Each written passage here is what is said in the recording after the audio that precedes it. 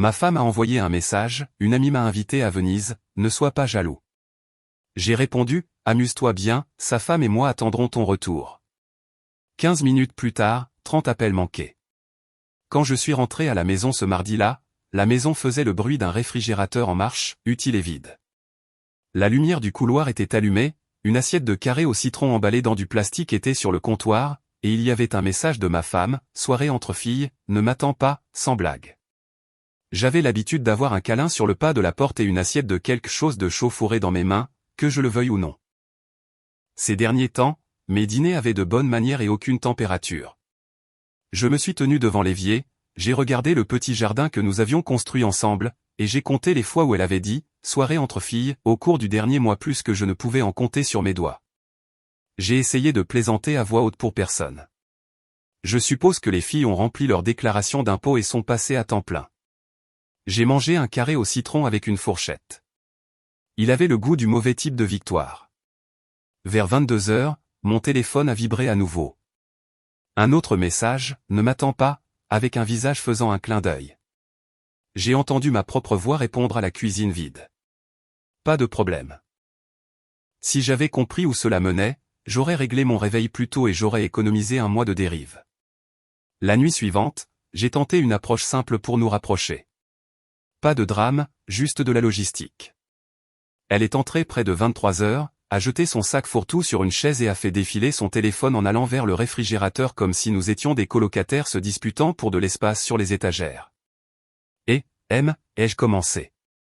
On peut s'asseoir une minute? Elle a souri à moitié. Des trucs importants? Juste nous?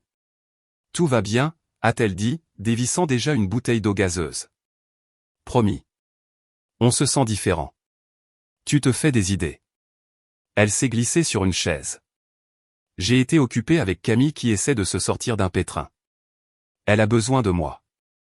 Elle a besoin de toi tous les soirs? C'est dramatique. Elle a bu une gorgée.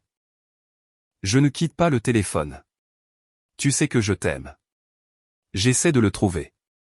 Elle a alors levé les yeux, enfin. C'est injuste. L'injustice, c'est moi qui parle à ton profil pendant que tu tapes. Son pouce s'est arrêté. Elle a posé le téléphone. Ne prends pas ce ton, Marc. Ce ton, c'est moi essayant de compter les points sans tableau d'affichage. Nous allons bien. Je ne fais rien de mal. Je ne t'accuse pas de crime. Je demande un dîner. Elle a souri d'un sourire mince. Tu as toujours aimé la structure. J'aime l'attention. Waouh. Elle s'est penchée en arrière. Alors maintenant je suis négligente? Je dis que ma femme me manque. Alors arrête de faire l'appel, a-t-elle dit en repoussant sa chaise. Cela me donne envie d'être n'importe où ailleurs. Elle a attrapé son sac et a pris les escaliers. 2 minutes plus tard, j'ai entendu la douche. Les carrés au citron étaient toujours sur le comptoir. Je les ai remballés et les ai mis au réfrigérateur comme si je préservais une réplique de quelque chose qui avait l'habitude d'être chaud. Le lendemain matin, je me suis adapté. Pas de discours, pas de leçon, juste la première nouvelle règle. Les mercredis soirs, je suis à l'atelier, ai-je dit autour d'un café en préparant mon sac de sport. Elle a haussé un sourcil. Depuis quand? Depuis maintenant. Quel atelier? Le garage de Jérôme, ai-je dit. Il retape un bateau. Il a besoin d'une paire de mains supplémentaires. Tu n'aimes même pas les bateaux. J'aime être quelque part où l'on veut de moi. Elle a expiré comme si je m'étais garé sur 2 places. Fais ce que tu veux. C'est ce que je fais, ai-je répondu. Merci. Au travail, je suis passé aux ressources humaines et j'ai demandé à séparer les dépôts automatiques. Même salaire, 2 comptes. Pas une punition. De la clarté. Nous avions toujours tout mis dans un seul pot parce que cela ressemblait à un travail d'équipe. Ces derniers temps, cela ressemblait à alimenter un parc-mètre que personne ne vérifiait. Ce soir-là, je me suis changé dans le vestiaire et je me suis dirigé vers chez Jérôme. C'est un gars calme, un machiniste avec la patience d'un directeur de pompe funèbre. Nous mettons de la musique, nous forçons des boulons têtus et nous parlons comme le font les hommes lorsqu'ils utilisent leurs 2 mains et font semblant de ne rien dire. Il a jeté un coup d'œil. Tu es calme. J'écoute la coque se plaindre. Jérôme a grogné. Où ton mariage? J'ai ri une fois. Tu entends ça à travers l'aluminium. Il a fait tourner une douille avec son poignet. Tu es là un mercredi. Émilie et toi aviez l'habitude de faire des quiz. On avait l'habitude de faire beaucoup de choses. Ça va? Je m'adapte. Ouais. Ouais, ai-je dit. Le calendrier change. C'est tout. C'était ma première limite tracée dans le sable. Ajuster mon temps. Ne pas courir après ce qui ne reste pas immobile. Jeudi matin, je suis parti tôt et j'ai collé un mot sur le réfrigérateur, dîner samedi au 7e art. Si tu peux venir, super. Sinon, je serai à la maison à 21h. Pas de supplication. Une invitation, pas un piège. Samedi est arrivé. Elle était avec les filles, mais elle a envoyé un message à 19h20, en retard. Je te retrouve là-bas. J'ai attendu à une table pour deux près de la fenêtre, j'ai regardé des couples se disputer de bonne foi, et j'ai gardé mon téléphone face contre table. Elle est arrivée à 20h15, a fait semblant d'être essoufflée, m'a embrassé sur la joue comme un neveu, et s'est glissée sur le siège en face. Désolée, a-t-elle commencé en attrapant le menu. Tu es venu, ai-je répondu. C'est déjà ça. Tu es beau, a-t-elle ajouté comme si elle payait un péage. Merci. Nous avons commandé. Elle a parlé de la crise de Camille dans les grandes lignes. J'ai demandé des détails et le dosage. Elle m'a donné des gros titres et aucune trace concrète. Quand j'ai insisté, elle est passée aux blagues. Ne sois pas jaloux du temps entre filles, a-t-elle taquiné. Nous sommes ennuyeuses. Je suis jaloux du temps. Tu es toujours tellement programmé, a-t-elle dit en se servant dans mes frites quand les assiettes sont arrivées. Je suis programmé pour que tu saches où me trouver. Et je suis spontané pour que tu ne t'ennuies jamais. Elle a souri et mâché, puis a fait signe pour l'addition avant que je n'en ai l'occasion. C'est pour moi. Je m'en occupe. D'accord. Pour de vrai, a-t-elle dit en glissant sa carte dans le dossier et en le faisant glisser loin comme un magicien qui voulait que j'applaudisse. Cela a été interprété comme un gage de paix, le premier changement de direction en douceur. Sur le trajet du retour, elle a tendu la main au-dessus de la console et a posé sa main sur mon avant-bras. Je t'entends, a-t-elle dit. Je vais essayer d'être plus présente. J'ai hoché la tête une fois et je n'ai pas serré le volant plus fort.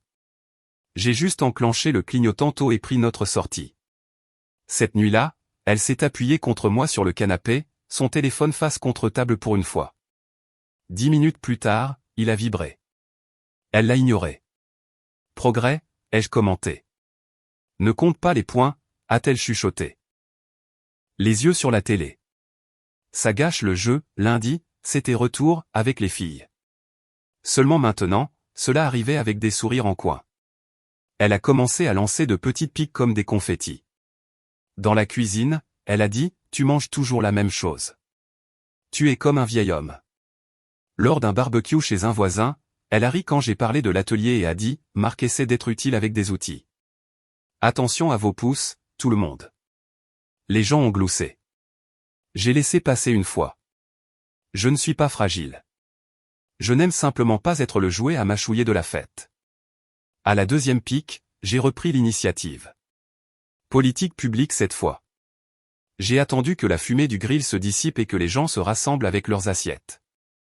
J'ai levé mon gobelet en plastique. Juste une chose, ai-je dit.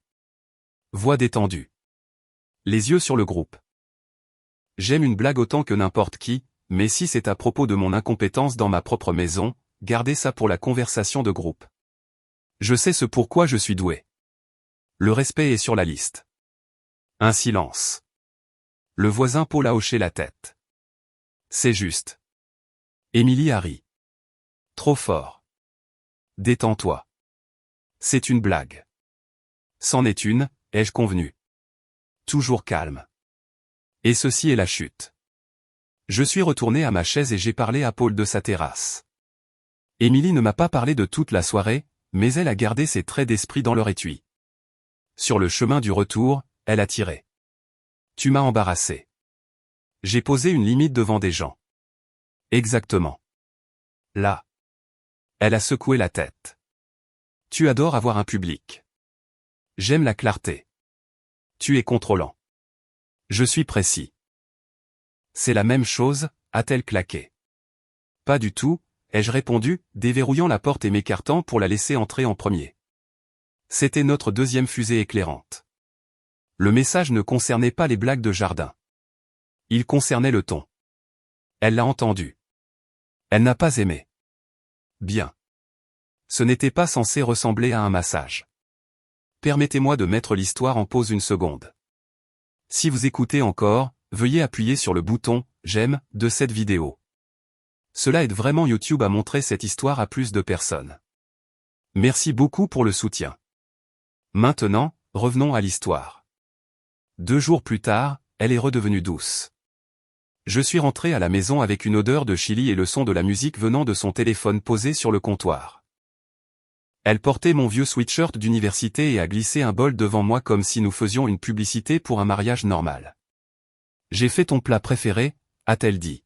« Sans oignons. » J'ai dit, ça a l'air bon. Elle a pris le siège en face et a glissé ses cheveux derrière une oreille. Je suis désolé si j'ai poussé trop loin samedi. Je faisais mon intéressante. C'était bête. J'apprécie que tu dises ça. Je le pense vraiment. Je t'entends, ai-je répondu.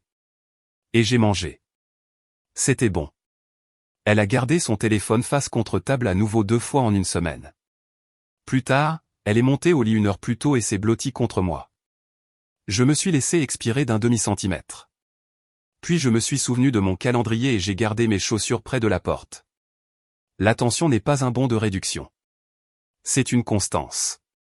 La constance n'a pas tenu. Ce week-end-là, elle a annoncé un plan pour toute la journée avec les filles, plus un brunch le dimanche. Je n'ai pas discuté. J'ai simplement ajusté les finances complètement. J'ai déplacé mes économies sur un compte séparé, j'ai désactivé son accès à ma carte professionnelle et j'ai envoyé un courriel à notre conseiller financier pour séparer les budgets discrétionnaires. Pas une punition, une protection. Je le lui ai dit au petit déjeuner. Elle m'a fixé par-dessus sa tasse. Tu as déplacé de l'argent. J'ai séparé les dépenses, ai-je clarifié. Les factures sont payées. L'hypothèque est automatique, mais mon budget discrétionnaire est le mien et le tien est le tien. C'est hostile, a-t-elle répondu. C'est adulte. Tu ne me fais pas confiance. Je ne fais pas confiance à la dérive. Waouh. Elle a posé la tasse durement. Est-ce que je dois soumettre des reçus maintenant? Non, ai-je dit, tu ne soumets simplement plus les miens. Elle s'est levée. Tu essaies de me contrôler avec de l'argent. Je retire ma main du volant, ai-je dit. Conduis où tu veux. Cet après-midi-là, elle a agi de manière extraordinairement gentille devant son amie, Camille, qui est passée pour 5 minutes. Cela s'est transformé en 45 minutes. Émilie m'a versé du thé glacé sans que je le demande et a ri à mes blagues stupides. Camille observait ma femme comme un entraîneur. Quand Camille est partie, Émilie a soufflé. Tu n'avais pas besoin de jouer la comédie. Je ne jouais pas, ai-je répondu. Elle a souri un peu. Tu es différent ces derniers temps. Je m'en tiens aux faits. Quel fait? Ceux dans le calendrier, lui ai-je dit. Tu vis dans un fuseau horaire différent. J'ai réglé ma montre.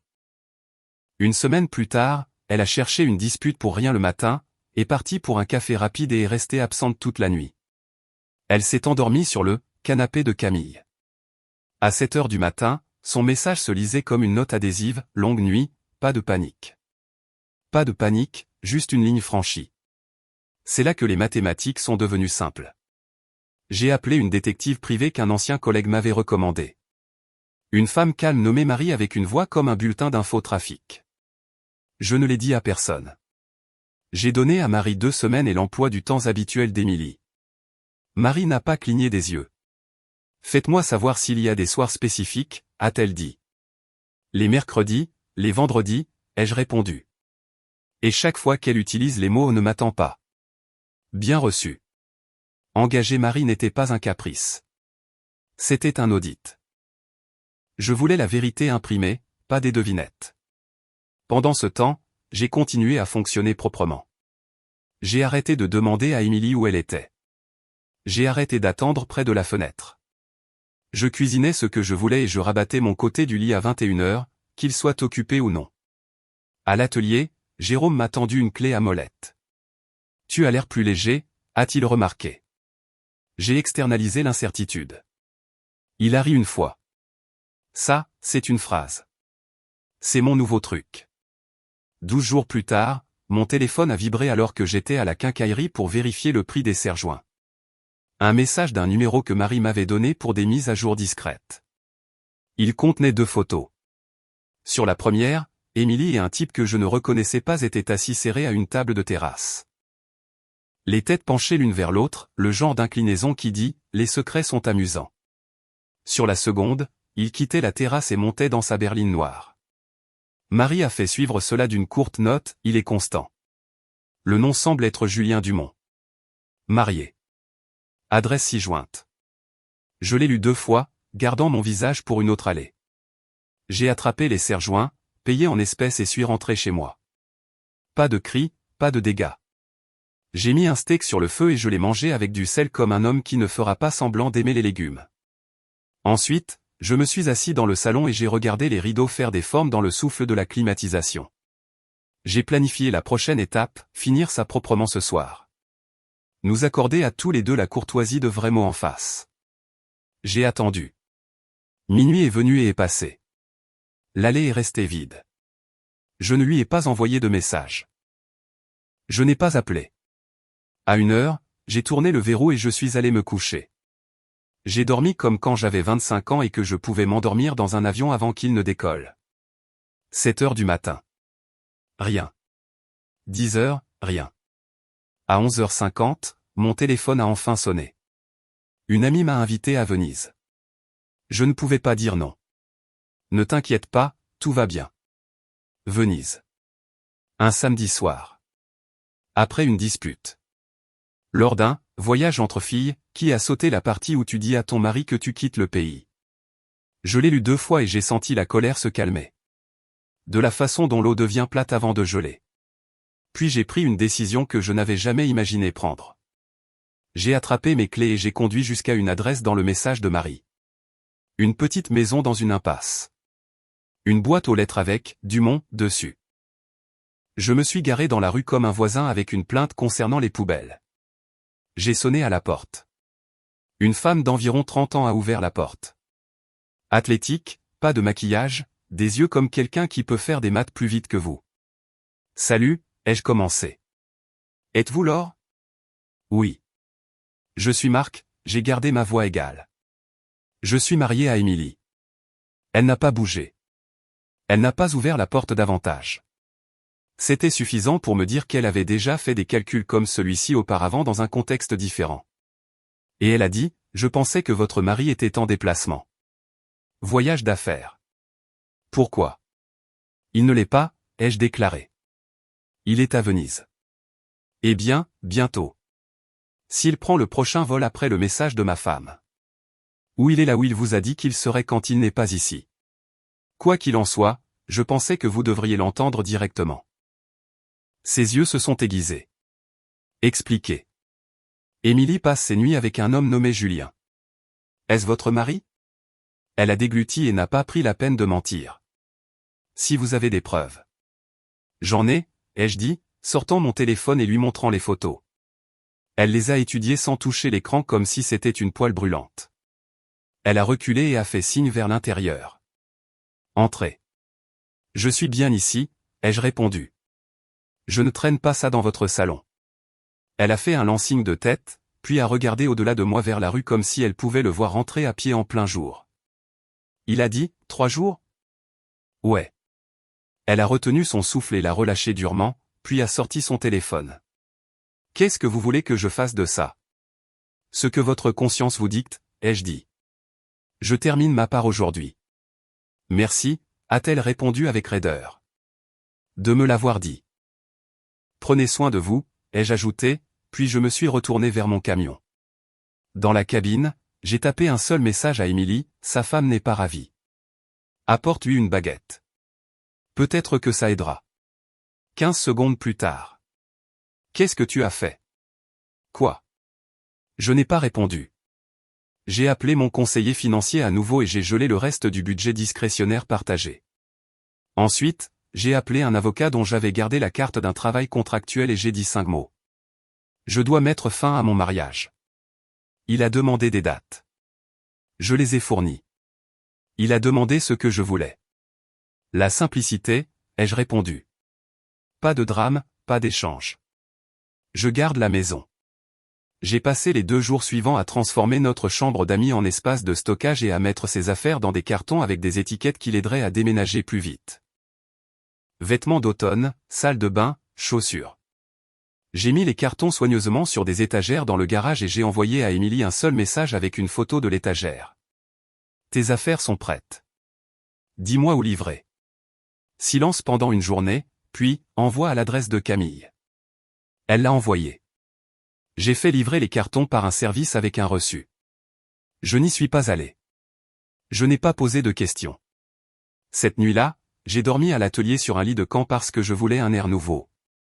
Jérôme m'a regardé le matin et a hoché la tête une fois. Tu l'as fait, a-t-il dit. J'ai enlevé une veste qui a arrêté de me tenir chaud. Désolé.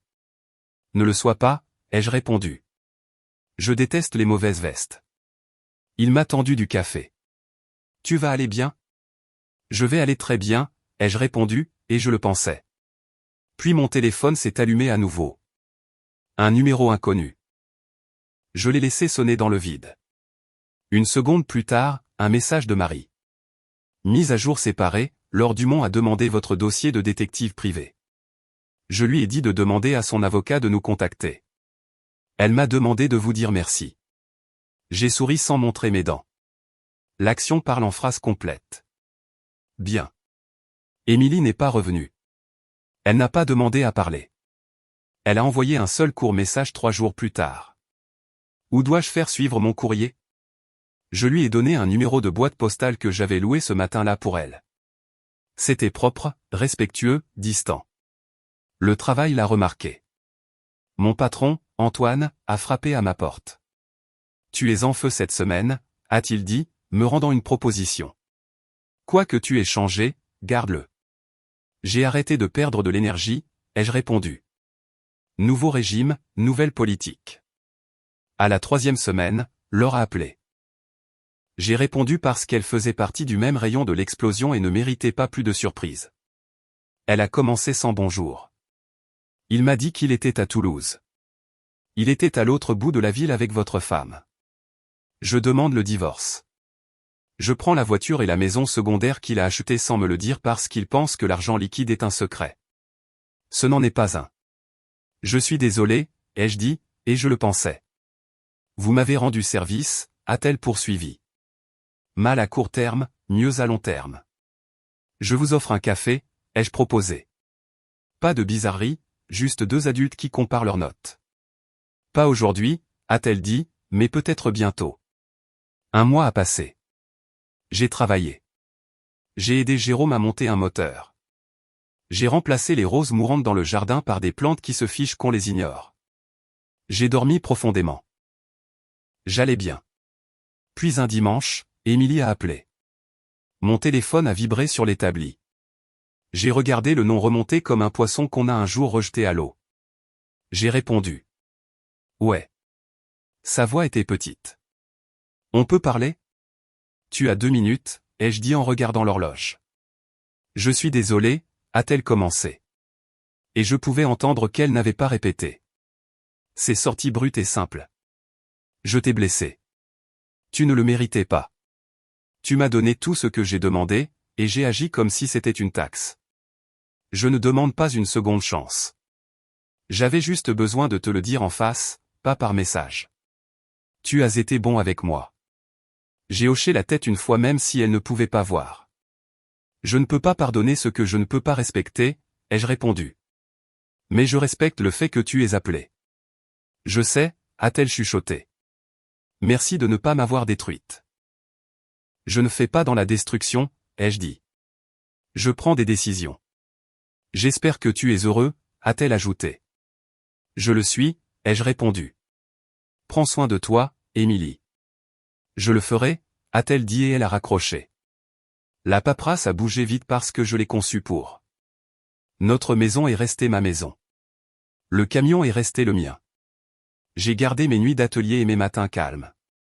Elle a gardé tout ce vers quoi elle marchait. Laure a pris la voiture supplémentaire de Julien et plus encore. Elle m'a dit plus tard qu'elle avait vendu la voiture et mis l'argent dans un petit endroit près de chez sa sœur. Nous nous parlions parfois. Des conversations courtes et propres. Deux survivants d'une tempête comparant le prix des parapluies. Maintenant, si vous attendez une coda dramatique, il n'y en a pas. Pas d'assiette jetée. Pas de supplication à ma porte.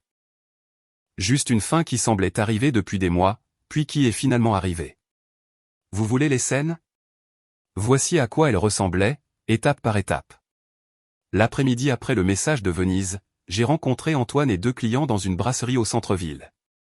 La terrasse était bondée. La serveuse avait un anneau dans le nez et les réflexes d'un serveur qui peut esquiver les tout petits et les questions. Nous étions assis sous une guirlande de lumière. Antoine s'est penché en avant. Tu es prêt à prendre l'expansion de Marseille? J'ai haussé les épaules. Bien sûr. Tu vas bien, a-t-il demandé. J'ai fait la chose juste et difficile, ai-je répondu. Il a étudié mon visage. Tu veux en parler? Non, ai-je dit, mais je te dirai le résultat. Mon temps est à nouveau le mien, ce qui signifie le tien quand tu paies pour. Il a ri. Marché conclu. De l'autre côté de la terrasse, un couple se disputait calmement de cette façon où rien ne bouge sauf l'air. L'homme ne cessait de dire « je ne savais pas » et la femme ne cessait de secouer la tête. J'ai détourné le regard. Les gens méritent de l'intimité quand ils apprennent la gravité. Dans ma poche, mon téléphone a vibré. Un numéro que je ne reconnaissais pas a envoyé une seule ligne, tu as mis le désordre exprès, Émilie. Probablement d'un nouveau numéro. J'ai mis le téléphone face contre table et j'ai pris une gorgée d'eau. Les limites ne sont réelles que lorsqu'on les applique silencieusement. 2 semaines plus tard, Laure et moi avons pris ce café. Un petit endroit à un coin, la lumière de l'après-midi glissant sur le sol. Elle est arrivée avec un dossier sous le bras et du soulagement sur le visage. Je ne suis pas ici pour échanger de la douleur, a-t-elle dit en s'asseyant. Moi non plus, ai-je répondu. Je voulais juste rencontrer l'homme qui m'a réellement prévenu, a-t-elle ajouté en remuant sa boisson. Les gens ne font pas ça. Ils publient. Ils calomnient. Vous avez sonné la cloche comme si c'était un incendie. Vous auriez fui de toute façon, lui ai-je dit. Peut-être, mais pas assez tôt, a-t-elle dit. Maintenant, j'ai le temps de reconstruire avant d'oublier ce que l'honnêteté fait ressentir. Nous n'avons pas parlé longtemps. Quand nous nous sommes levés pour partir, elle a tendu la main. Prenez soin de vous. Vous aussi. À la maison, j'ai accroché un deuxième jeu de clés à un crochet pour personne. La maison ne résonnait plus. Elle respirait. Ma routine était précise. Je cuisinais. Je soulevais de la fonte à la vieille salle de sport. Je conduisais jusqu'au lac avec Jérôme le dimanche, et nous laissions le bateau flotter pendant que nous nous disputions sur quelle équipe gâcherait la sélection. En avril, j'ai rencontré quelqu'un, Manon, une chef de projet qui pense en puce et ne fait pas de prisonnier avec les calendriers. Nous ne nous sommes pas rentrés dedans. Nous avons fusionné comme de bons conducteurs, lentement, clairement, avec des clignotants. La première fois que je lui ai parlé d'Émilie, je ne me suis pas dépeint comme un héros. Je lui ai donné les faits comme un rapport de police et la partie où j'ai finalement agi comme un homme qui savait où était sa ligne. Elle a écouté, hoché la tête et a dit « J'aime comment tu as géré ça. La plupart des gens aiment voir des flammes. » J'ai répondu « J'aime les résultats. » Nous rions dans les épiceries. Nous dînons sans téléphone. Elle n'a pas besoin de garde-fou parce qu'elle conduit comme une adulte. Si elle a besoin de temps, elle le met sur le calendrier. Si j'ai besoin de calme, je le dis. Nous prenons des nouvelles, nous ne surveillons pas. Il y a une différence. Quant à Émilie, j'entends des choses par 2 intermédiaires. Camille a croisé la femme de Jérôme au marché et a mentionné qu'Émilie voyage beaucoup maintenant pas à Venise. Des séminaires, des retraites, des endroits où l'on apprend à respirer en groupe. Elle loue un endroit meublé près du centre-ville. Pour autant que je sache, elle n'a jamais essayé de remonter les marches de notre entrée. Elle m'a envoyé un autre message 6 mois après l'appel, « Je suis contente que tu ailles bien. » J'ai répondu, « Je vais bien. » Et Julien? La dernière fois que j'ai eu des nouvelles de Laure, il avait emménagé dans une location à court terme et essayait de racheter son ancienne vie avec des cadeaux.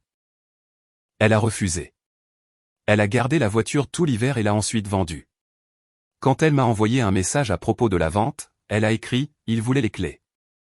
Je lui ai donné une photo d'elle. Cette phrase me fait encore sourire quand je suis coincé dans les embouteillages. Si vous attendez des regrets, je n'en ai pas. J'ai des leçons et elles ne sont pas compliquées. Quand la maison devient calme, écoutez. Quand votre partenaire se moque de vous en public, réglez ça en public. Quand le schéma s'éloigne du respect, ne le poursuivez pas à travers toute votre carte. Si la vérité est nécessaire, obtenez-la de quelqu'un qui se fiche de savoir qui gagne. Et quand vous savez, agissez. Pas avec rage, avec retrait. La dernière chose que j'ai dite à Émilie en personne, c'était par une matinée fraîche avant le travail, quand elle est passée récupérer du courrier que nous n'avions pas encore fait suivre. Elle se tenait sur le porche, a regardé au-delà de moi dans la maison et a offert un sourire faible. Ça a l'air différent, a-t-elle dit. Ça a l'air honnête, ai-je répondu. Elle a hoché la tête. Tu as toujours voulu ça. Tout le monde le veut, ai-je dit. Il négocie juste avec. Elle a dégluti. Je suis désolé. Je sais, ai-je répondu en lui tendant le paquet. Nous avons fini. Elle a cligné des yeux, puis s'est tournée et a marché vers le trottoir où une voiture l'attendait. Je l'ai regardée partir sans haine, sans envie, sans un discours se composant dans ma tête. J'ai fermé la porte, je l'ai verrouillée et je suis allé à la cuisine pour faire frire des œufs. Les miens sont toujours sur le plat. Je ne change pas quelque chose qui marche. Un mois après cela, Manon et moi avons conduit jusqu'à une petite ville à 2 heures de là où mon entreprise a un bureau satellite. J'ai pris la direction d'un projet que je voulais depuis 3 ans et j'avais enfin la bande passante pour le gérer. Sur le chemin du retour, nous nous sommes arrêtés pour une tarte. Manon a demandé, des questions non réglées. Aucune, ai-je répondu. Elle a souri et a volé ma fourchette. Bien. J'aime les comptoirs propres. Moi aussi. J'aime une maison calme qui est calme parce que la vie est belle, pas parce qu'elle est vide. J'aime que mon téléphone reste face contre table plus souvent, et que je l'attrape moins. J'aime que l'homme dans le miroir sache qu'il ne s'est pas laissé marcher dessus au-delà de la ligne qu'il a tracée lui-même. Si vous êtes là où j'étais, chez vous avec le bourdonnement et personne d'autre, commencez par une limite. Pas une dispute, pas un piège, une règle à laquelle vous pouvez obéir. Changez votre calendrier. Séparez votre argent. Dites ce que vous tolérez en public une fois, pour l'enregistrement. Remarquez qui ricane, qui s'adoucit et qui disparaît. J'ai fait tout ça. Elle a disparu. J'ai tenu la porte ouverte. Elle s'est fermée. Et la vie de l'autre côté n'est pas dramatique. Elle est stable. Je quitte le bureau avant le coucher du soleil. Je mange mon dîner chaud. Parfois, je marche jusqu'au jardin et je regarde le parterre où les roses sont mortes sous l'ancien emploi du temps. Les nouvelles plantes ne supplient pas. Elles ne sont pas romantiques. Elles sont vertes, résistantes et honnêtes sur ce qu'elles sont. C'est ce que je veux maintenant. Le reste peut voyager à Venise sans me le dire.